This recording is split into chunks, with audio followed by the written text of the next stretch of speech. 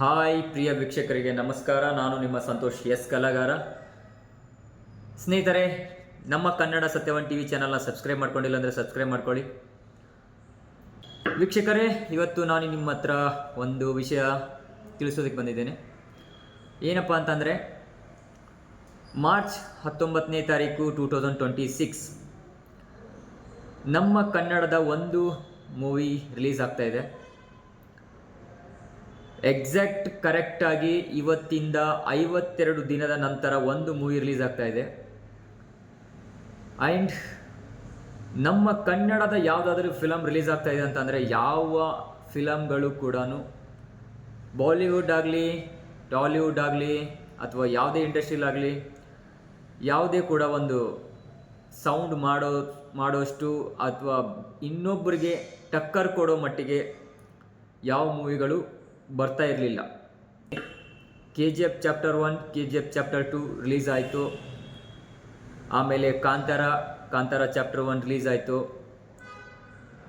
ಆಮೇಲೆ ನಮ್ಮ ಕನ್ನಡದ ಇಂಡಸ್ಟ್ರಿಯ ಲೆವೆಲ್ಲೇ ಬದಲಾಗಿದೆ.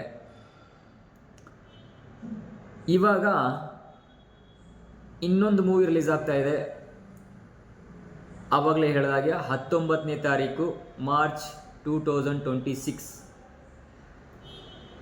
ಇವತ್ತು ನಮ್ಮ ಮೂವಿಗಳು ಯಾವ ರೀತಿ ಟಕ್ಕರ್ ಕೊಡ್ತಾ ಇದ್ದಾವೆ ಅಂತಂದರೆ, ಬಾಲಿವುಡ್ಡಲ್ಲಿ ಪ್ರತಿಯೊಬ್ಬ ಆ್ಯಕ್ಟರ್ಸು ತಲೆ ಕೆಡಿಸ್ಕೊಳ್ಳೋ ಮಷ್ಟಿಗೆ ನಮ್ಮ ಇಂಡಸ್ಟ್ರಿ ನೆಕ್ಸ್ಟ್ ಲೆವೆಲಲ್ಲಿ ವರ್ಕ್ ಮಾಡ್ತಾ ಇದೆ. ವೀಕ್ಷಕರೇ, ನಾನು ಹೇಳೋದೇನು ಅಂತಂದರೆ,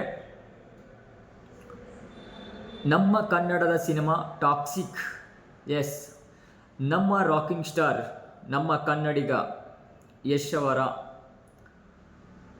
toxic movie release date announcement ಆಗೂ ಆಯಿತು, ಟೀಸರ್ ಬಿಟ್ಟು ಆಯಿತು. ಅದು 20 ಕೋಟಿ ಮೇಲೆ ಜನ ವೀಕ್ಷಣೆ ಪಡೆದದ್ದು ಆಯಿತು. ಇವಾಗ ಒಂದು ಕಾಂಪಿಟೇಷನ್ ಕೊಡೋಕ್ಕೆ ಒಂದು ಮೂವಿ ರಿಲೀಸ್ ಆಗ್ತಾ ಇದೆ.